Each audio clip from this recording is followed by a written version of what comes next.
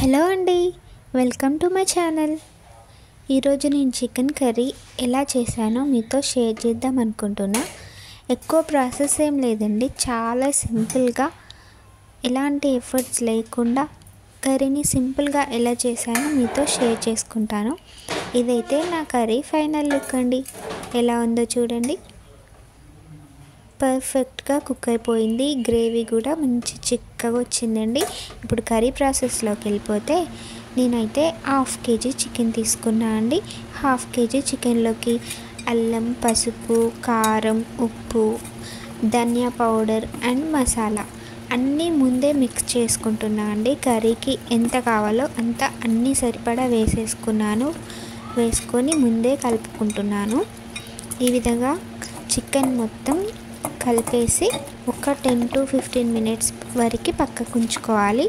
అలా అయితే curry taste బాగుంటుందండి. ముక్కలకి అవన్నీ మసాలా, అల్లం అవన్నీ మంచిగా పడతాయి. ఇలా కలిపేసి ఒక 15 minutes పక్కకు ఉంచుకున్నాను. తర్వాత ఇక్కడ చూడండి, నేనైతే కొత్తిమీర ఇంకా పుదీనా, ఆనియన్స్ అన్నీ కట్ చేసి పెట్టుకున్నాను. కర్రీకి సరిపడా 1/2 kg చికెన్ కాబట్టి ఈ కొంత క్వాంటిటీ సరిపోతాయి. ఇక్కడ కర్రీ ప్రాసెస్లోకి వెళ్తే ప్యాన్ పెట్టుకొని అందులో సరిపడా ఆయిల్ పోసుకున్నా. ఆయిల్ వేడెక్కిన తర్వాత ఆనియన్స్ వేసి దోరగా ఫ్రై చేయాలి.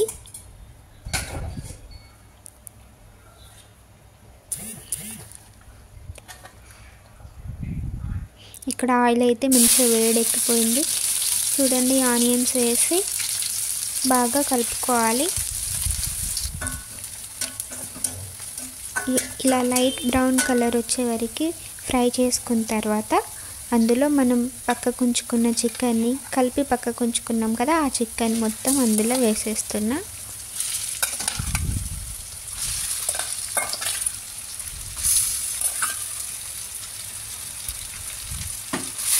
ఇలా చికెన్ మొత్తం వేసి మంచిగా ఫ్రై చేసుకోవాలి.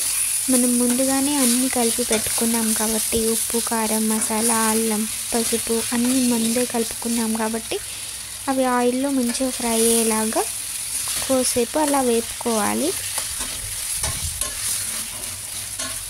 ఇలా బాగా కలిపిన తర్వాత మూత పెట్టేసి ఒక 3 to 4 minutes వరకు ఉంచుకోవాలండి. ఇక్కడ చూడండి, నేను మూత పెట్టేసి ఒక 3-4 minutes అలాగే ఉంచాను.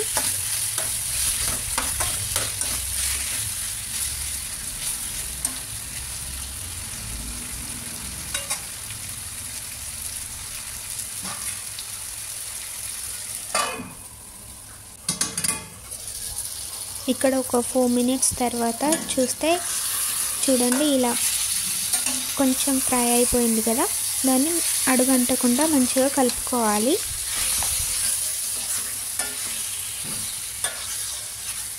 కలుపుకొని అందులో సూప్కి మనం కర్రీ గ్రేవీ చేసుకుంటున్నాం కాబట్టి దానికి సరిపడా వాటర్ కలుపుకోవాలి. కర్రీలో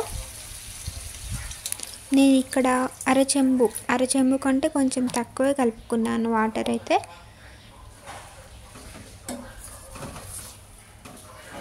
ఇలా వాటర్ వేసిన తర్వాత కొద్దిగా కలుపుకొని మళ్ళీ మూత పెట్టేసి ఒక 10 to 15 minutes వరకు ఉడికించుకోవాలండి. చూడండి, ఇక్కడ నేను 10 minutes తర్వాత మూత తీసి చూస్తే ఇలా ఉడుకుతుంది. ఈ స్టేజ్లో ఉన్నప్పుడు ఆల్రెడీ ఇక్కడికి 10 to 15 minutes అరౌండ్ అయింది కాబట్టి ఆల్రెడీ ఆల్మోస్ట్ 60% వరకు ఉడికిపోయి ఉంటుంది. ఇక్కడైతే నేను పుదీనా ఇంకా కొత్తిమీర కలుపుతున్నా. కొంతమంది ఏంటంటే కర్రీ మొత్తం అయిపోయిన తర్వాత లాస్ట్లో కలుపుతారు కదా, ఈ పుదీనా ఇంకా కొత్తిమీర గార్నిషింగ్ కోసం వేస్తారు.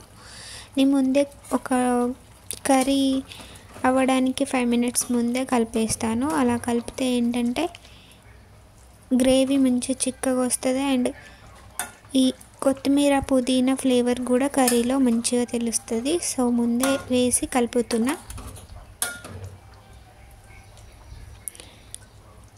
ఇప్పుడు మళ్ళీ కొద్దిసేపు మూత పెట్టుకొని ఒక 5 minutes వరకు అలా ఉడికించుకోవాలండి.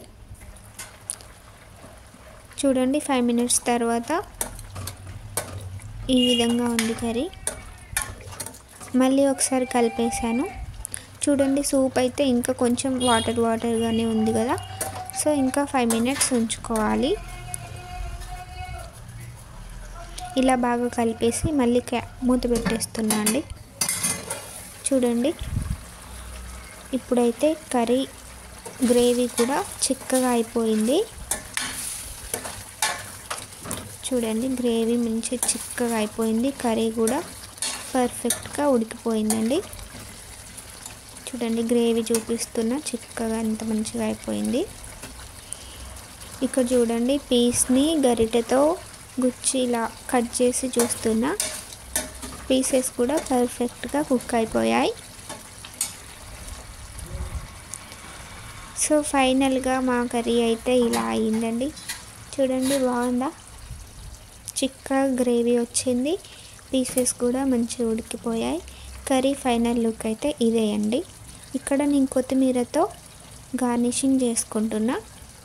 ఫస్ట్లో కొత్తిమీర నేను తీసుకున్నా కదా, అప్పుడు కొంచెం లాస్ట్ గార్నిషింగ్ చేద్దామని చెప్పి కొంచెం ఉంచుకున్నాను. అదే ఇక్కడ నేను గార్నిషింగ్ చేసి చూపిస్తున్నా. అంతే అండి, స్టవ్ కట్టేసి ఇంకా వడ్డించుకోవడమే. ఇలా చూడండి నా కర్రీ ఫైనల్ లుక్ అయితే ఇలా వచ్చింది. కర్రీ టేస్ట్ అయితే సూపర్గా ఉందండి. మీరు కూడా ఇలా సింపుల్గా ట్రై చేయాలనుకుంటే చేయండి. ఏ ప్రాసెస్ లేదండి, సింపుల్గా ఫస్టే చికెన్లో అన్నీ మొత్తం కలిపేసి తర్వాత ఆనియన్స్ ఫ్రై చేసి కర్రీ అందులో వేసి ఉడకబెట్టుకోవడమే, ఇంకా గార్నిషింగ్ చేసుకోవడమే, అంత సింపుల్గా అయిపోయింది. చూడండి కర్రీ లాస్ట్ లుక్ ఎంత బాగుందో, యమ్మీగా ఉందండి. ఇప్పుడు నేను వాయిస్ ఓవర్ ఇస్తుంటే కూడా నోరు ఊరుతుంది.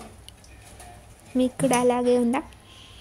కర్రీ నచ్చితే కామెంట్ చేయండి, లైక్ చేయండి, షేర్ చేయండి. ఛానల్ని సబ్స్క్రైబ్ కూడా చేసుకోండి. ఇంకా వేరే ఏమైనా రెసిపీస్ కావాలనుకుంటే కామెంట్లో చెప్పండి, నేను ట్రై చేస్తా. ఇంకా ఈ కర్రీలో ఏమైనా మిస్టేక్స్ ఉంటే అవి కూడా షేర్ చేయండి. Okay, thanks for watching. Bye bye.